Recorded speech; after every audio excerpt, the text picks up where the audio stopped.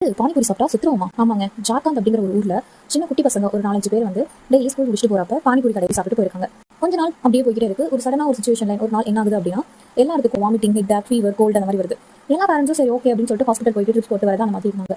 சில பேருக்கு வந்து ரொம்ப முடியல, ரொம்ப இல்னஸ், அவங்களாம் அட்மிட் ஆக சொல்லிட்டாங்க. அப்படி அட்மிட் ஆகும்போது டாக்டர் அவங்க டயக்னோஸ் பண்ணிட்டு சொல்றாங்க, இது ஃபுட் பாய்சனிங்கா இருக்கலாம் அப்படின்னு. அப்புறமே அவங்க பேரண்ட்ஸ் ரெடி பண்ணும்போது அவங்களுக்கு தெரியுது அவங்க டெய்லி பானிபூரி சாப்பிட்டுருக்காங்கன்னு சொல்லிட்டு அந்த பானிபூரி கடைக்காரனை போய் சேஸ் பண்ணி பிடிக்கிறதுலாம் அவங்க கடையை க்ளோஸ் பண்ணிட்டு போயிட்டான். இந்த ட்ரீட்மெண்ட்ல இருந்து ஒரு 6 வயசு பையன் ட்ரீட்மெண்ட் சப்போர்ட் பண்ண முடியாத இறந்துட்டான்.